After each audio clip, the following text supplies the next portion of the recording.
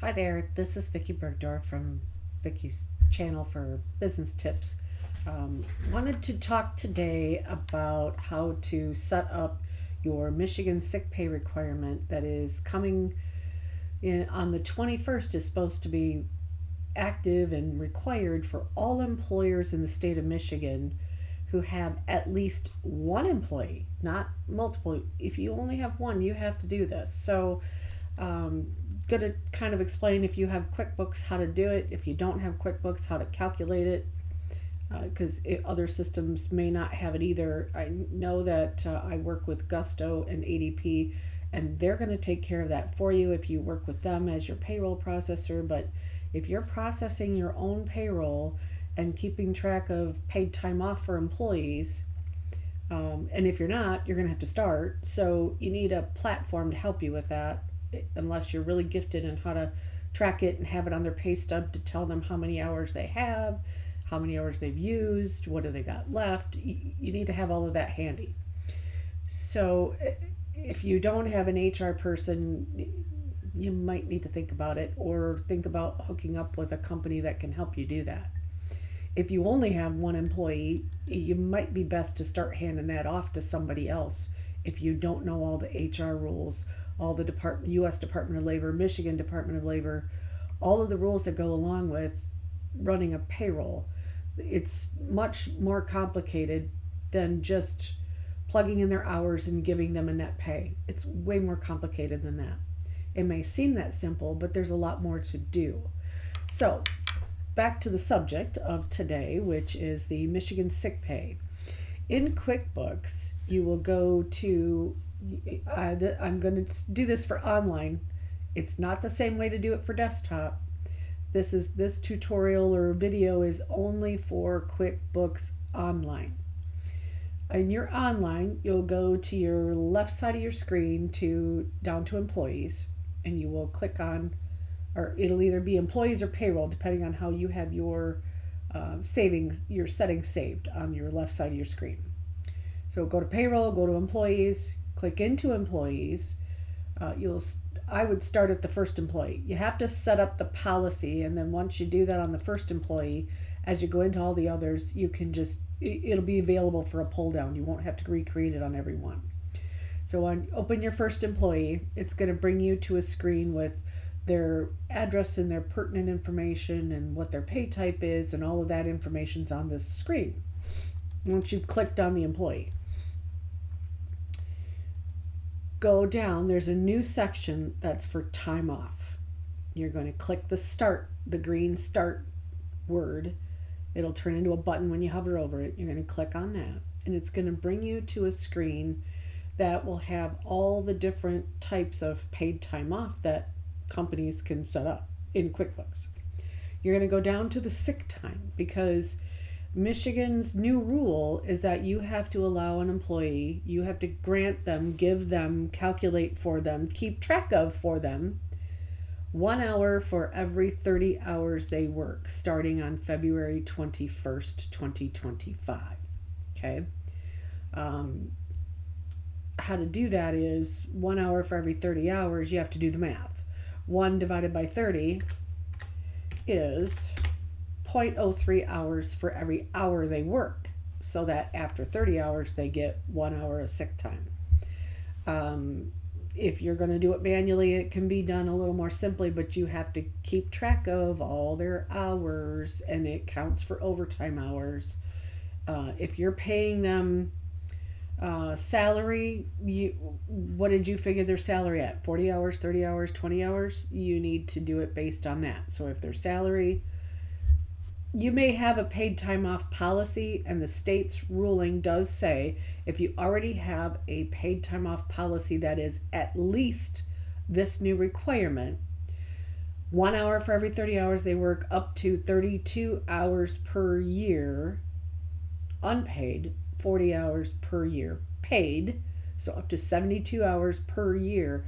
And there are some carryover rules. You'll want to look at the actual ruling, and I'm going to try to add that link so you can look at the Michigan rule on what, because the rules are different based on your size. If you have 10 or more employees, it's a little different than those of us who have less than 10 employees. They've made it so that we don't have to keep up with the big guys and go broke. This is going to cost you because you do have to pay it, and you can't ask what they're taking their time off for until after the third day. After the third day, you can ask. Michigan's giving you the right to require a slip from a doctor or a medical facility stating that they had to be home, not at work for that time, because federal Department of Labor kind of ruled us we couldn't ask that question anymore because that was an invasion of privacy and HIPAA rules and all of that stuff. So Michigan, by making us do this, is giving us back a little control, I guess, or power, so to say. Don't get too crazy with that, but so that you can ask after the third day. You just can't ask first day, second day. You have to wait till after the third day to go, okay, I need your slip to know why you were out that many days in a row. Doesn't mean you can ask after the fourth day of the year they take. Has to be consecutive days. So know that rule. That is important to know. Again, there's a lot of HR rules that a lot of people don't understand that are out there. There's a lot of privacy rules. You can't ask this, you can't ask that. You can't do this, you can't do that. You need to do this, you don't need to do that. So it's wise to invest in somebody with some knowledge to at least pay them once in a while to keep you up to date, or have them do more of this for you if you don't have the bandwidth or the time or the energy to learn it. It's time to hand it off. So you'll go to the sick pay line and you're going to click the pull down and you're going to add new policy.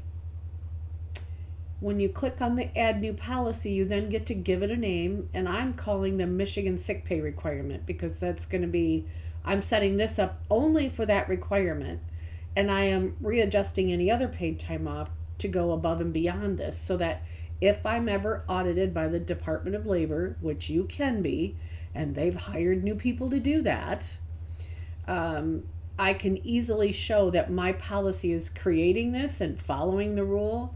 And my other paid time off is because I'm that kind of employer. I want to give it to them, and I'm going to. So that's the reason. You can just give it all in one. I recommend that you set up a separate for the sick pay requirement so it's easy for them to come in and see, yep, you're doing it. Bye-bye. Have a nice day.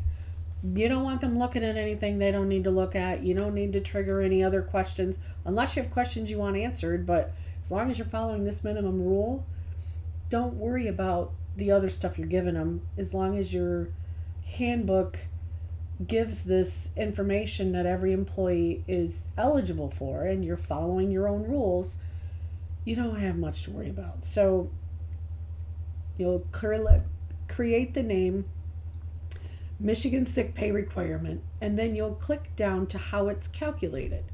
How it's calculated is going to be how hours are accrued, and it's going to be each per hour worked, and the hours per hour worked are going to be 0.03, and their maximum allowed is going to be, in my case, I'm going to do 40 because I'm not giving them more than 40 in a year, and the rest of what they'll have will be on the other paid time off. I'll have vacation or whatever I'm going to give them.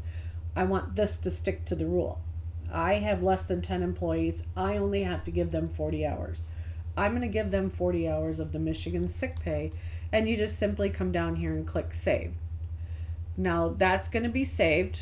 You can then update your other paid time off policy to reduce the amount that it will accrue to pick up where this is the sick pay is going to leave off. So if you normally gave them 50 hours, you're going to make this paid time off down to 10, so they have to earn the other 40 because you just set it up for 40. If you and then you'll click save, the green save button on the bottom right hand side again to save that policy, and so that it will be available to them, and it will do the running accrual. It will add the 0.03 for every hour. It'll give them the 1 full hour after 30 hours of work. It'll tell them how much they've used and how much is left, and it'll print right on their pay stub. So then your obligation for this is done, other than checking it once in a while and make sure it's actually doing it, and that somehow QuickBooks in its infinite wisdom in the middle of the night when they go in and make changes to certain people because somebody gets bored in India or wherever, you make sure it doesn't get turned off on you, that it's still working. Just check things once in a while. And after that's all done, you're able to go back up to the top and hit the blue employee list on the upper right hand side and go back to the list, go to the next person. And when you click on that person, you're going to scroll down to the time off and hit edit or start or whatever. If you haven't put anything in for that person, it'll be start. Go down to the sick pay and you'll pick that rate that will be in there automatically for them. You'll pick it and hit save. And you're going to do that with everyone. Pick it, hit save. Pick it, hit save. It's going to be a repeat. Go back to hit the save, go back to the employee list, click the next employee, scroll down to time off, hit the start or the edit. It'll say edit if you've already got time off in for people. It'll say start if you don't have any time off in for this person. And so click either edit or start in the green lettering on the right hand side of that time off box. Go in, do pull down on sick pay, find your sick pay requirement you put in, and then select it, hit save. You're going to do that on everyone until you're all done with everybody. And remember to do this when you hire somebody new or you bring them back from layoff if they're inactive. Remember to go in and set that up. It'll be important. You'll need to do that. It's going to be required. I know you've heard there's a lawsuit trying to stop it. Like everything else out there, when the rules change, somebody decides they got to sue the state or the government in some way to try to stop it. Don't plan on that stopping happening. Be proactive. Get this done. Have it all set up for your people so that you follow the rule and don't worry about what these other people are trying to stop This is called progress. It's not always great for us. It does hurt some of us I'm a small business too. It hurts me a little bit to have to do it, but you know what? Happy employees translate to happy clients, translates to more revenue. So try to think of it that way. It's a cycle. You have to keep your employees happy so they will help you keep your customers / clients, whatever you call the people that bring you money in. They're happy. Your employees are happy. You're happy because you know what? Your profit margins are probably better. It'll hurt a little bit. Maybe you have to cut back on some unnecessary expense. Do what you got to do. If you need the help, don't try to lay it all on yourself. Reach out for help when you need it. Don't be afraid as a small business owner to do that.